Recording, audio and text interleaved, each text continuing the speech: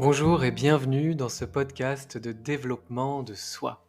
Embarqué dans un voyage intérieur et introspectif. Je vous invite à allumer la lumière de votre conscience pour observer vos phénomènes intérieurs, les reconnaître, les connaître, car ils régissent aussi bien souvent vos perceptions du monde extérieur. Grâce à ce travail de conscience lumineuse, passer de l'introspection à l'action, de la connaissance de soi à la réalisation de soi, en plein alignement avec qui vous êtes vraiment.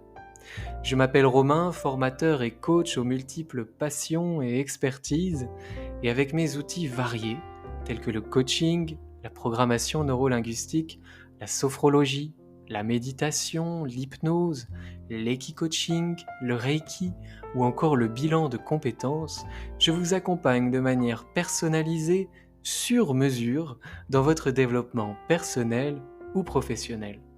Pour cheminer vers vos objectifs, révéler vos ressources et dépasser vos obstacles. En tant qu'ancien cavalier professionnel de saut d'obstacles, croyez-moi, ça me connaît. Retrouvez tout ce que je propose sur romainbamaison.fr. Très bonne écoute. Bonjour à tous, je suis vraiment content de vous retrouver aujourd'hui pour parler des chakras parce que c'est quelque chose qui m'intéresse énormément. Pas depuis longtemps. Je me souviens quand j'étais plus jeune, les chakras c'était un petit peu ésotérique. Voilà, c'était un peu stigmatisé comme quelque chose d'hyper flou et seulement pour les yogis et les hyper spirituels. Mais en fait, les chakras, c'est presque des lois physiques. Ce sont des zones énergétiques dans le corps. Il y en a 7 principaux qu'on connaît bien et dont je vais vous parler aujourd'hui. Mais dans le corps humain, il y a 88 000 chakras, 88 000 zones énergétiques. Donc voilà, en fait, nous sommes énergie, ça on le savait déjà. Et c'est important de savoir ce qui se joue dans ces zones énergétiques parce que, eh bien, lorsqu'elles sont bloquées, ça parle. Le corps parle, notre aura parle, et finalement, quand il y a un nœud énergétique au niveau d'un chakra, eh bien, ça peut bouleverser tout un équilibre physique et mental. C'est pourquoi il est important je pense, de s'y intéresser, d'avoir quelques notions, et puis en fonction des douleurs qu'on a dans le corps, ou en fonction de nos blocages et de nos peurs du moment, eh bien on peut voir à quel niveau du chakra, à quel niveau énergétique tout cela a lieu, et donc on peut faire un rééquilibrage. Le rééquilibrage, il peut être donc énergétique, voilà, avec un travail effectivement mental, de méditation, de yoga, d'étirement. Et puis on va voir aussi qu'il y a l'alimentation et les pierres qui peuvent nous aider à nous rééquilibrer énergétiquement. Et généralement, c'est en consommant des aliments qui sont liés à la couleur de chaque chakra ou en portant des pierres qui sont liées à la couleur de chaque chakra aussi. Voilà, tout ça pour dire qu'on va parler de ça. Et moi, j'ai commencé à m'y intéresser cet hiver parce que j'étais sur la fin de plus ou moins la fin de ma psychanalyse que j'ai entamée il y a 2 ans, avec énormément de transgénérationnel qui remontaient. Voilà, j'ai fait un podcast sur le transgénérationnel, donc n'hésitez pas à aller l'écouter pour mettre des significations sur ce mot si ça paraît un peu flou pour vous. Et donc il y avait tout ce transgénérationnel qui remontait, et j'avais moi mon chakra sacré, de la zone sacrée, qui était complètement bloqué avec des maux physiques, des douleurs et des nœuds énergétiques. On le verra, cette zone sacrée est étroitement liée au fait, à la joie en fait, à la joie de vivre, à l'happiness. Et cet hiver, moi, j'avais perdu toute la joie de vivre que j'avais, tout cet engouement pour la vie, avec des maux, MAUX, des maux physiques, des zones de douleur qui étaient dans ce chakra sacré. Donc j'avais des signes physiques purs de blocage au niveau de ce chakra, de blocage énergétiques, de nœuds énergétiques, et j'avais des signes psychiques, psychologiques qui étaient liés aussi à ce chakra-là, avec cette perte de joie, cette culpabilité liée également au plaisir, par exemple, notamment au plaisir, eh bien, j'ai du mal à le dire, c'est marrant. Comme quoi, la culpabilité, elle est encore là, au plaisir sexuel. Voilà. Euh, J'avais de la culpabilité avec le plaisir sexuel, et ça, c'est aussi le chakra sacré. Donc, je me suis dit, en me documentant avec ça, en me documentant sur les chakras, je me suis dit, waouh, c'est hyper intéressant parce que là, ça veut bien dire que j'ai un nœud énergétique au niveau de ce chakra, et en me renseignant sur ces lois du chakra, eh bien, je me suis rendu compte qu'on pouvait reprendre voilà, le pouvoir et puis rééquilibrer cette zone-là. Donc voilà, c'est un super outil que de connaître ces 7 chakras. Alors, je vais commencer par le chakra racine. Le chakra racine, il est dans la zone du coccyx, la zone coccygienne. Il est lié au fait de dire je suis, au verbe être, au fait d'être enraciné, ancré. Comme son nom l'indique, le chakra racine, il permet de se connecter au corps et de connecter le corps à la terre en s'enracinant dans la terre, dans notre vie, en prenant racine, vraiment. Son nom sanskrit au chakra racine, c'est Muladhara, qui se décompose en 2 parties. Mula, qui est traduit par racine, et Dhara, qui est quant à lui traduit par soutien.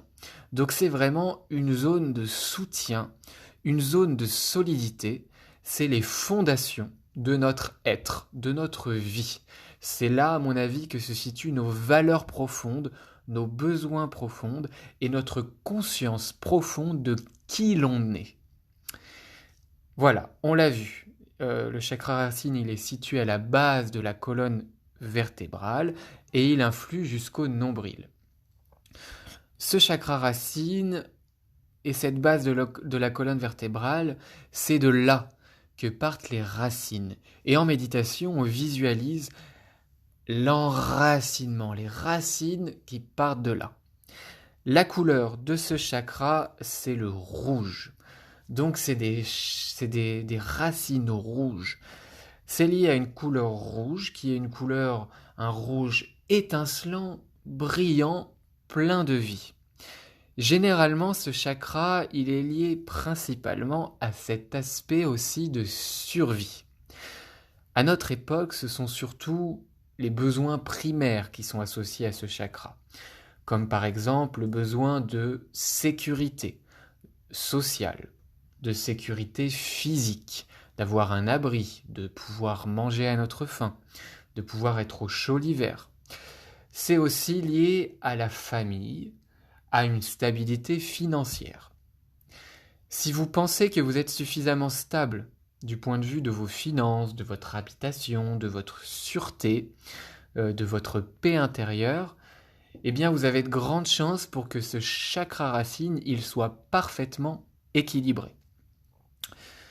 Le mantra pour ce chakra racine, c'est « Je suis ancré, je suis enraciné et je suis en sécurité ».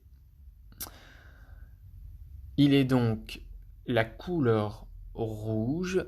Lorsque vous voulez équilibrer ce chakra racine, vraiment avoir conscience que vous êtes ancré, c'est vraiment ça, c'est le fait d'être ancré, que peu importe les événements de la vie courante, notre progression professionnelle, les changements qui peuvent avoir lieu dans différents domaines, le chakra racine, lorsqu'il est équilibré, il procure cette sécurité, cette stabilité, cette conscience de qui l'on est, inébranlable et sûre. Pour équilibrer ce chakra racine, c'est porter des vêtements rouges, porter des pierres rouges et consommer des aliments rouges, des cerises, des pommes rouges, des mûres, des groseilles, des fraises, etc. c'est ce qui permet vraiment d'équilibrer ce chakra. On a une herbe précise qui peut aider à équilibrer ce chakra, c'est le romarin. Donc lorsque vous avez besoin de reprendre racine, n'hésitez pas à consommer du romarin comme herbe aromatique. Et puis en huile essentielle, c'est le clou de girofle. Voilà, qui aide à équilibrer ce chakra racine. Je vais vous citer pour chaque chakra une herbe aromatique et une huile essentielle. Pour rappel, et je ne vais pas vous en dire plus parce que je ne suis pas connaisseur, mais les huiles essentielles, avant de les utiliser, renseignez-vous.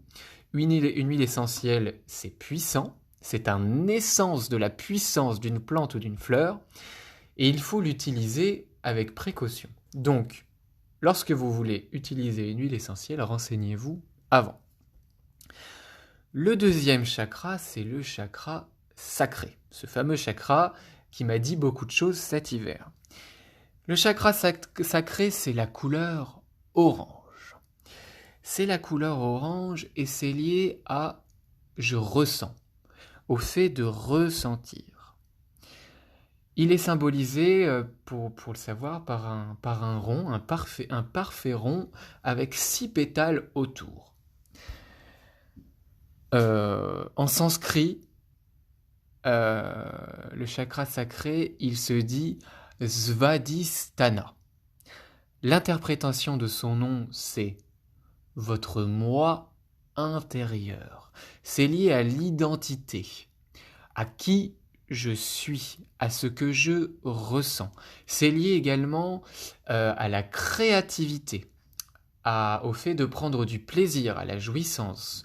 Dans cette zone sacrée se trouvent des énergies sexuelles, qui ne sont pas simplement liées à l'acte sexuel, mais les énergies sexuelles, c'est aussi tout ce qui est la créativité. Ce sont des énergies qui s'émanent de nous, qui nous permettent de communiquer avec les autres, d'être dans un jeu de séduction, mais d'une séduction qui n'est pas forcément uniquement sexuelle, qui permet aussi en fait de trouver sa place par rapport à l'autre, de placer le je suis dans le tout, dans l'ensemble et dans la communauté. On comprend donc qu'il est très important que ce chakra sacré, il soit équilibré. Il est lié aussi également, et je vous l'ai expliqué au début de ce podcast, à la joie de vivre, à l'envie de vivre, à l'envie d'entreprendre et d'expérimenter. Donc il est important que ce chakra soit équilibré de ce point de vue-là. Si vous perdez un petit peu votre joie de vivre, si vous avez un problème qui dure avec le plaisir, eh bien, il y a de grandes chances que ce chakra, il mérite d'être équilibré. Il est lié à la couleur orange, donc là, pour l'équilibrer, il faut consommer du orange. Alors, en consommant, par exemple, des oranges, en consommant tout ce qui est orange, en portant des pierres qui sont oranges, en portant des vêtements orange, pourquoi pas. Sa position, elle se trouve au-dessus du chakra racine, c'est-à-dire au-dessus du nombril, jusqu'au centre. Alors attendez, non, je suis perdu. Le chakra racine, excusez-moi, non, c'est du bas-ventre jusqu'au nombril. C'est vraiment la zone du bas-ventre. Le chakra racine, c'est aussi la zone du bassin. C'est toute cette zone également avec les organes génitaux, le diaphragme. D'accord ? C'est vraiment la zone de l'intense, du plaisir, du bonheur de vivre, et donc de toutes ces énergies qu'on peut conscientiser, qui nous mènent au bonheur, au fait aussi de faire les bons choix, de créer la créativité, de créer ce que l'on veut. Voilà. Pour finir, pour équilibrer ce chakra sacré, je crois que j'ai dit racine, mais on parlait bien du chakra sacré. Voilà, là on voit que c'est un podcast qui n'est pas parfait. Je suis pas parfait et on lâche la perfection. Donc le chakra sacré, eh bien c'est un aliment qui peut vous aider, une herbe aromatique, c'est le persil. Le persil. Et puis en huile essentielle, c'est l'huile essentielle d'orange. Voilà. Troisième chakra dont on va parler, c'est le chakra du plexus solaire. C'est certainement le plus connu pour les néophytes. On en parle beaucoup, du plexus solaire. Eh bien, le plexus solaire, il est situé juste en dessous de vos côtes, au centre de la zone abdominale. Il est représenté par une couleur jaune, vive, brillante.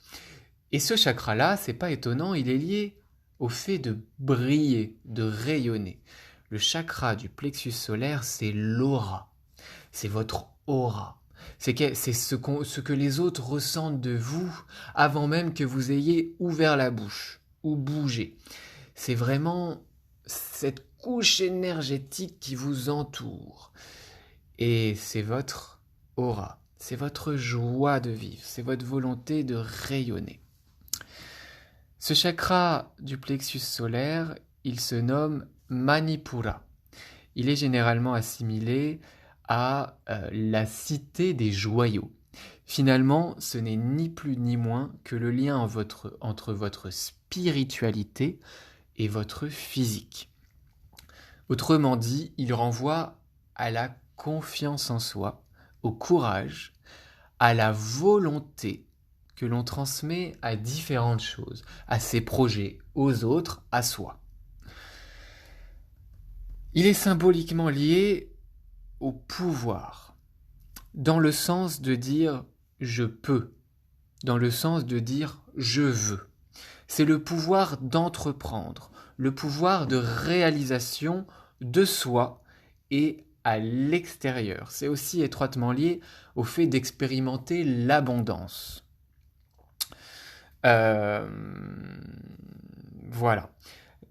Si l'on a des maux dans la zone intestinale, dans l'estomac, c'est vraiment lié à toutes ces caractéristiques du chakra du plexus solaire. Ici, une petite diète, un jeûne intermittent, le fait de faire de la place, de laisser le système digestif se régénérer, peut aider à équilibrer ce plexus solaire, peut aider à faire de la place au rayonnement, à l'équilibrage énergétique de ce chakra, en plus de consommer des aliments jaunes. Qu'est-ce qu'on a comme aliment jaune ? Le poivron jaune, le citron, par exemple. Il faut savoir que l'herbe aromatique qui peut vous aider à équilibrer ce chakra du plexus solaire, c'est la lavande. Ne me demandez pas pourquoi, parce que c'est violet, mais la lavande, elle aide à équilibrer ce chakra du plexus solaire. Peut-être que c'est lié au fait que la lavande, elle prend racine là où il y a du soleil, dans le sud, en été. Donc la lavande, elle vous aide à rayonner, à briller comme le soleil. L'huile essentielle qui peut vous aider à équilibrer ce chakra du plexus solaire, c'est la camomille. Là, c'est pas étonnant parce que la camomille, il y a bien du jaune. Quatrième chakra dont on va parler, un chakra aussi qui est bien connu, c'est le chakra du cœur. Le chakra du cœur, il est situé au niveau de la poitrine, au niveau du cœur, au niveau du haut des poumons, du haut des côtes, de la respiration, de la cage thoracique. Le chakra du cœur, il est lié à une couleur verte, le vert du printemps, le vert vraiment qui pète, qui est quasiment fluo, qui est plein de vie, qui est lié à la régénération, au renouveau du printanier, quoi. Ce vert-là, ce chakra du cœur, il est lié à l'amour inconditionnel, au verbe aimer, au fait de dire j'aime, au mantra qui veut que l'amour est partout et dans tout. C'est un amour de soi qui permet d'aimer les autres, qui permet de trouver l'amour et la beauté dans tout, même dans les situations difficiles. Lorsque ce chakra du cœur il est équilibré, il est étroitement lié à l'optimisme, au fait de comprendre les autres, de comprendre leurs difficultés, leurs prismes, leurs enjeux. Il est lié à une prise de recul qui permet en fait d'apporter de l'amour et de la bienveillance dans tout. Le chakra du cœur, il est aussi nommé au sens sanskrit Anahata. Il agit principalement donc sur les sentiments liés à l'affectif, à l'amour, à la compassion, à la gentillesse. Sa plus grande vertu à ce chakra du cœur, et sa grande vertu, c'est l'ouverture de soi vers les autres, vers le monde qui nous entoure, vers autrui. C'est sans doute le chakra le plus simple à comprendre. Forcément, il est associé à l'amour inconditionnel des autres, de soi. Et c'est vraiment important, je le répète, c'est un amour qui doit partir de soi. On ne peut pas bien aimer les autres si on ne s'aime pas soi-même. Si on ne s'aime pas soi-même, au moins un peu, au moins pour notre essentiel, au moins pour nos fondements racines, eh bien en fait on va pas vraiment aimer les autres. Ça va être un amour conditionnel de l'autre pour qu'il comble notre vide. Alors, ça doit partir pour que ça soit un amour inconditionnel d'un amour de soi, d'un équilibre dans notre amour-propre. Ce chakra, il est vraiment précepteur de santé et de guérison. On le dit communément que l'amour, avec l'amour, on peut tout faire, on peut tout entreprendre, tout solutionner. Et avec l'amour, on peut vraiment guérir. Avec un chakra du cœur équilibré, vous gagnez en gentillesse et en générosité. Vous restez positif, même durant une étape de vie difficile. Et vous offrez vos services plus facilement. Vous écoutez votre cœur. Vous donnez sans attendre en retour. Et ce qui est magnifique avec la loi de l'attraction, c'est que lorsqu'on donne dans l'abondance, lorsqu'on donne pour les bonnes raisons, lorsqu'on donne sans rien attendre en retour, inconditionnellement, et ben avec la loi de l'univers, la loi de l'attraction, c'est comme ça que l'on reçoit. Et c'est comme ça que l'on n'est pas déçu, parce qu'on a donné, parce que tout simplement, on avait envie de donner, de faire don de soi. Pour équilibrer ce chakra du cœur, l'herbe aromatique, c'est la vanille, et l'huile essentielle, c'est le gingembre.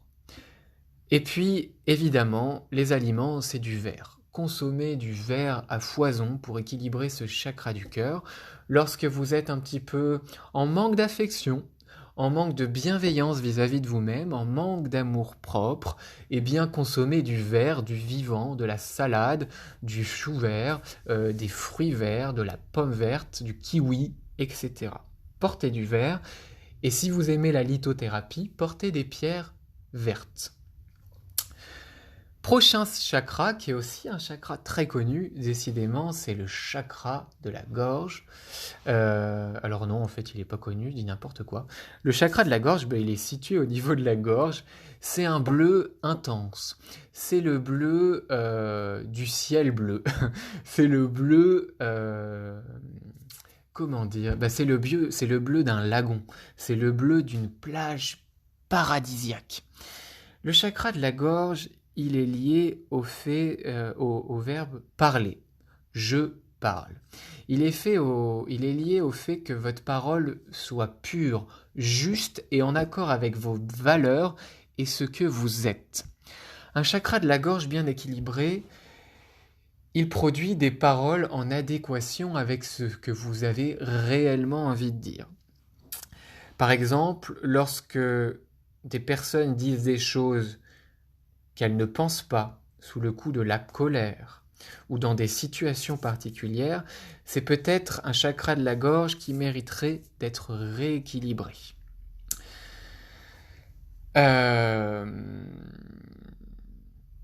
Voilà. Évidemment, le chakra de la gorge, il est donc lié à la voix, mais à la voix plutôt sur le plan énergétique, à la voix VOIX, à la voix que vous portez, à la voix que vous défendez. On peut traduire son origine au sens sanskrit par Visuddha, qui veut dire pureté. Et le mantra d'ailleurs qu'on utilise, c'est « Mes mots sont purs ». My words are pure. Il est étroitement lié à l'expression de vos idées, de vos sentiments. Il permet de dire la vérité très clairement. Comprenant aussi que là, un chakra de la gorge qui est équilibré, il est lié au fait que vous preniez la responsabilité de vos ressentis, de vos émotions par votre parole. Par exemple, dans une situation avec une autre personne, lorsque le chakra de la gorge il est équilibré, vous ne déballez pas vos états d'âme en pointant du doigt l'autre comme étant fautif ou coupable, vous prenez la responsabilité de vos ressentis. Par exemple, plutôt que dire à l'autre tu es stressant, patati patata, lorsque mon chakra de la gorge est équilibré, avec un bleu magnifique du ciel bleu, eh bien je vais dire, sache que là, quand tu agis comme ça, j'éprouve du stress. Cela me met dans une situation de stress lorsque tu agis comme cela. Ton attitude évoque chez moi du stress. Ça n'a rien à voir. Ici, on prend la responsabilité de ses émotions. Voilà. Il est lié également à l'équilibre hormonal, le chakra de la gorge, à l'équilibre hormonal de manière générale, à l'équilibre de la thyroïde. Donc, des dysfonctionnements hormonaux et thyroïdiens peuvent être liés en partie à un nœud énergétique au niveau de la gorge. Peut-être qu'il y a des choses que vous devez dire que vous n'arrivez pas à dire. Et quand on dit l'expression qui dit « je l'ai en travers de la gorge », c'est pas par hasard, ça veut bien dire quelque chose. C'est quelque chose qui doit être dit, qui doit être mis en conscience, qui doit être mis sur la place publique ou qui doit être dit au moins à l'autre, à la personne concernée. C'est une parole qui doit être libérée aussi. Voilà, donc c'est un bleu pur. Là, vous pouvez porter du turquoise, du bleu clair.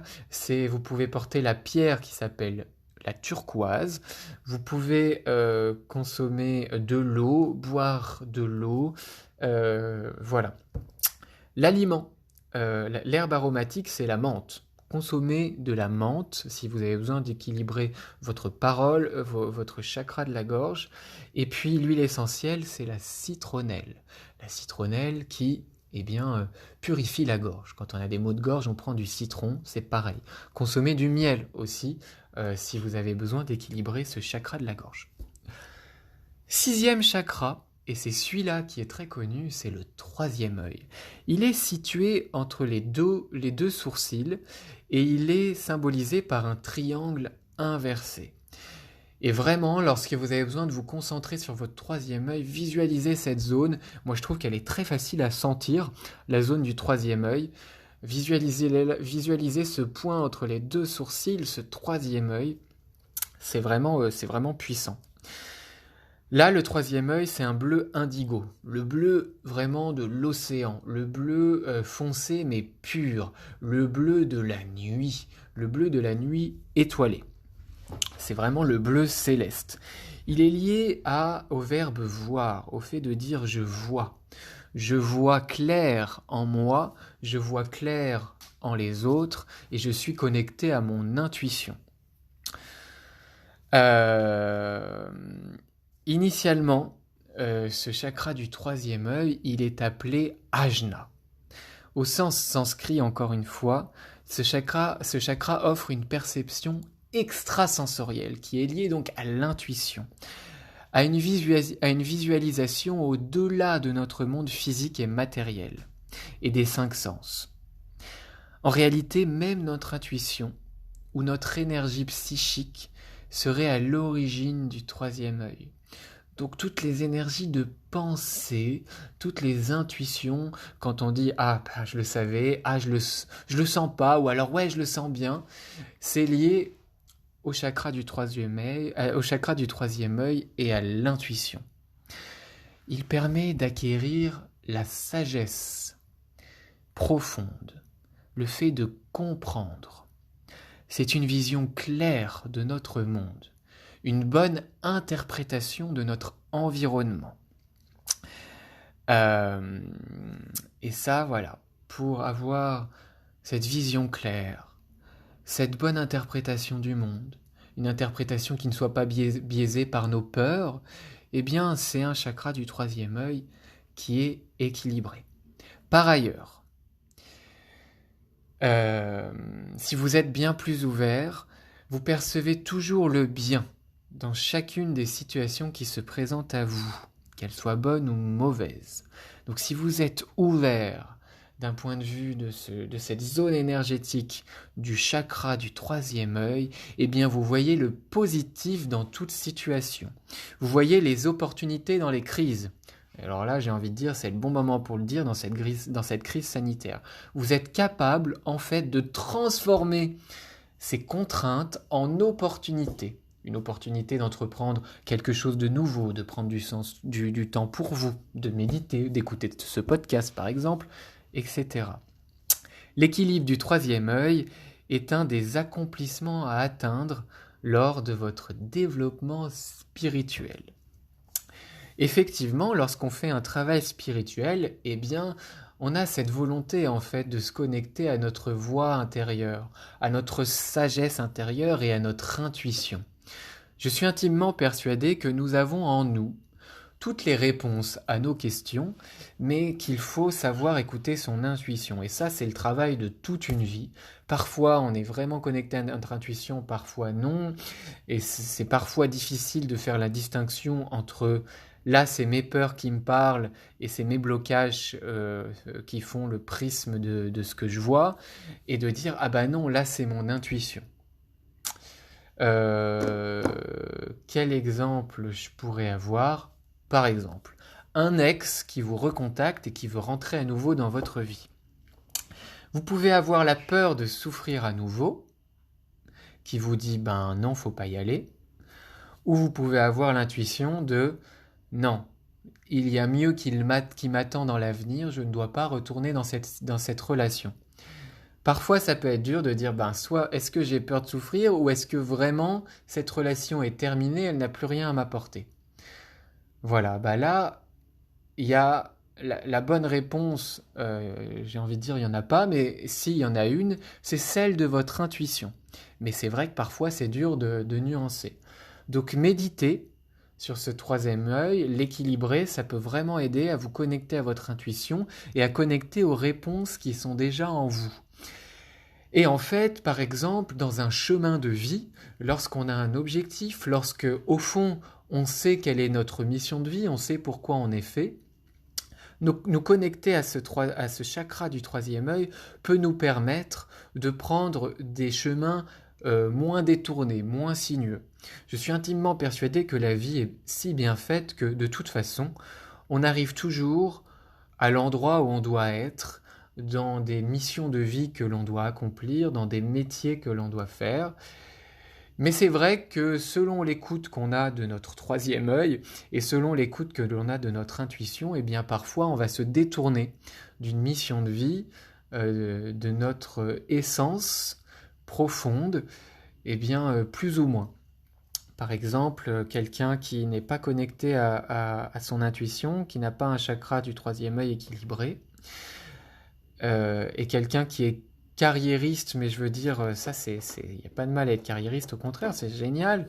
Mais quelqu'un qui est carriériste pour l'image, pour la mauvaise partie de l'ego, qui va faire des jobs qui sont pas connectés à ses valeurs profondes, mais qui vont remplir son ego, qui vont remplir son besoin de validation des autres, son besoin d'avoir une image brillante, presque une carte postale, quoi, un truc qui est loin de lui. Eh bien, c'est quelqu'un qui, pour moi, tôt ou tard, va aller vers ce pourquoi il vibre vraiment. Mais s'il est vraiment pas connecté à son intuition, eh bien, c'est vrai que il peut, pendant des années et des décennies, être détourné de sa mission de vie et ne pas être connecté à son troisième œil. Et ça peut être, par exemple, une grosse crise de la cinquantaine, un burn-out, et j'en passe. Ça peut être en tout cas une des raisons. le fait qu'on ne s'écoute pas, qu'on n'écoute pas son intuition et qu'on n'écoute pas sa voix intérieure. Voilà, bon, je parle beaucoup. Ce troisième œil, c'est la couleur bleue, on l'a vu, bleu foncé. Une herbe aromatique qui n'en est pas vraiment une, qui peut vous permettre de l'équilibrer, c'est la citronnelle. Et c'est aussi l'huile essentielle de citronnelle qui peut vous aider à équilibrer ce chakra du troisième œil. Oui, si je me trompe pas. Et puis c'est le fait de porter du bleu, vraiment du bleu foncé, des pierres bleu foncé et de consommer des aliments foncés. Là, je vous invite à aller sur Internet pour voir un peu plus les aliments que vous pourriez consommer pour équilibrer ce chakra du troisième œil, parce que honnêtement, je ne sais pas trop. Dernier chakra qu'on va aborder ici, le septième chakra sur les 88 000 qui existent, c'est le chakra couronne, le chakra coronal. Il est situé au sommet de notre crâne, vraiment au-dessus de notre tête. Et le chakra coronal, il est lié au verbe savoir, au fait de dire « je sais ». Ce dernier chakra, c'est Sahasrara en sanskrit. Il est situé donc légèrement au-dessus de la tête. On peut le dire, par exemple, si on prend une image d'un fil qui étirerait notre colonne vertébrale vers le haut, vers le ciel et qui nous grandit, c'est le sommet de ce fil. C'est vraiment le sommet de notre arbre de vie qui s'étire vers le ciel, entre ciel et terre. Là, on est vraiment au sommet de l'arbre. Il est donc étroitement connecté au premier chakra racine. Il est la dernière feuille qui prend les premiers rayons du soleil, mais il bénéficie aussi des racines. Et voilà, c'est vraiment l'accomplissement du tout. Et d'ailleurs, un chakra coronal équilibré, qui s'ouvre et qui vibre énergétiquement, c'est le fait de prendre conscience du tout, le fait qu'on fait partie d'un tout, d'un univers, d'un équilibre, de la nature. On fait partie de plusieurs éléments, de l'eau, de la terre, du bois, du feu, etc. Et qu'en fait, c'est grâce au tout que l'on existe, et c'est grâce aussi au fait qu'on existe que le tout existe.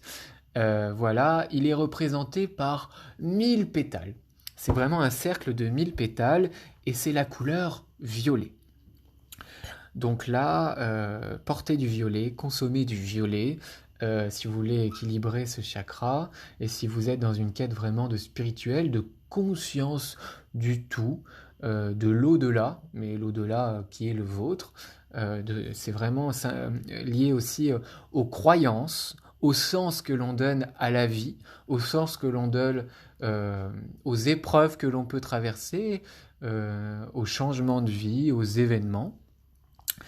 Voilà. Le mantra que l'on peut se répéter pour ce chakra, c'est « Everything is connected ». Tout est connecté. Voilà, c'est un mantra puissant qui peut vous aider à équilibrer ce chakra. Ce chakra couronne, c'est l'énergie même de la conscience. C'est l'élévation de la conscience. C'est le fait de prendre du recul sur ce que l'on vit, sur les événements, sur nos émotions. Je le dis souvent dans les méditations ou dans les podcasts, inviter nos émotions et nos ressentis au salon de notre conscience.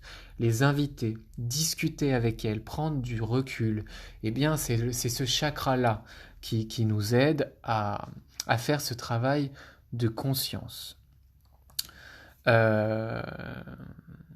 Imaginez une énergie qui nous maintient les pieds fermes sur la terre. C'est vraiment le fait d'avoir conscience de notre existence dans cet univers. Par exemple, la Terre et tout ce qu'elle contient, les magmas, etc., c'est quelque chose qu'on ne peut pas voir, mais c'est une force que l'on ressent. C'est une attraction, euh, c'est une attraction qui nous régit. L'attraction terrestre, elle fait tout ce qu'on vit, elle nous maintient et elle nous lie à la terre. Eh bien, c'est exactement pareil pour l'énergie du chakra couronne. Elle n'est pas visible, mais elle est bel et bien présente pour nous connecter à l'univers, à la vie, au spirituel, au sens de la vie, au sens de l'existence humaine, au sens de tout ce qui est, de tous les éléments, de toute cette intelligence dans la nature, de toute cette intelligence dans les éléments, dans la vie, dans la régénération, etc. Son pouvoir, il s'étend à l'infini autour de nous. Le chakra coronal, c'est l'ouverture sur l'infini, l'univers infini, les constellations infinies, le céleste. Il agit en fait sur un nœud de connexion avec les énergies du monde entier. Son concept d'équilibre est un peu différent des autres chakras, puisque l'être humain est en perpétuelle quête d'équilibre de ce septième chakra. On est constamment en train de se questionner sur le sens que ça a. Mais pourquoi moi? Mais pourquoi ça? On veut savoir quel sens ça a. Et lorsqu'on traverse une épreuve, c'est souvent ce qui nous rapproche en fait d'une quête spirituelle. Que ça soit religieux ou non religieux, c'est souvent dans les épreuves, euh, en fait, qu'elles soient, ou dans les événements marquants de la vie, qu'on se tourne vers le spirituel. C'est un exemple, et par exemple, je suis pas du tout croyant, moi, chrétien, mais c'est un exemple. Le mariage, qui est un événement de vie important, se passe dans une église. Il y a une dimension, il y a vraiment une dimension spirituelle et de l'ordre des croyances. Eh bien, et quand on, je sais pas si c'est comme ça qu'on dit, mais quand on inhube quelqu'un qui vient de décéder, ça se passe aussi soit dans une église ou soit ailleurs, mais en tout cas, il y a vraiment des rites religieux, des rites de croyance. Autrement dit, si vous réussissez à atteindre ce chakra couronne, euh, vous êtes vivant, mais vous êtes aussi conscient du non-vivant. Euh, c'est le fait de ne plus avoir peur de la mort, de la souffrance. C'est avoir conscience de la finitude de la vie dans sa beauté. Avoir conscience que cette finitude, c'est aussi ce qui fait que la vie est belle, qui fait que c'est hyper intéressant parce qu'on a un temps à partie. Il y a un début et il y a une fin dans tout. Et pour avoir conscience et embrasser pleinement cette finitude qui fait partie intégrante de la vie, eh bien c'est un travail de conscience lié effectivement à un équilibre de ce chakra couronne. Pour finir, une herbe aromatique que vous pouvez utiliser en cuisine, c'est le thym. Le thym, en plus c'est super bon, les infusions de thym pour le chakra couronne. Et puis une huile essentielle, c'est le bois de rose. Voilà, j'ai beaucoup parlé, vous voyez, je vous avais pas menti, le thème des chakras, ça me passionne, et vraiment, dans une approche de médecine holistique, moi je m'en sers énormément pour guérir, pour comprendre les messages de mon corps, pour adapter mon alimentation en fonction de ce que mon corps me dit. Et les chakras, c'est très puissant. J'adore aussi porter des pierres. Euh, la lithothérapie, c'est quelque chose de passionnant. Bien que je me sois fait voler ma valise dans une arnaque de taxi et que j'ai perdu toutes mes pierres, bref, je vous épargne les détails. Et encore là, en me connectant à mon chakra coronal, j'ai pu trouver du sens à tout ça. Et c'est arrivé à un moment où j'étais dans un renouveau de vie, donc peut-être que mes pierres étaient suffisamment chargées et que je dois en avoir des nouvelles. Mais bon, bref, voilà. Je vous remercie d'avoir écouté ce podcast jusqu'au bout. Si vous en êtes là, c'est que vous l'avez écouté jusqu'au bout. J'espère qu'il vous a plu. Vraiment, c'était vraiment donné avec le cœur. C'était pas parfait, mais j'espère que c'était intéressant. S'il vous a plu, encore une fois, n'hésitez pas à le partager autour de vous. Et puis, à noter, si vous utilisez iTunes, Apple Podcast, à noter avec 5 étoiles et laisser un petit commentaire sympa, ça fait toujours plaisir. Et puis ça permet que le podcast prenne un peu plus d'ampleur. Voilà, je vous souhaite tout de bon, prenez soin de vous et à tout bientôt pour un nouveau podcast.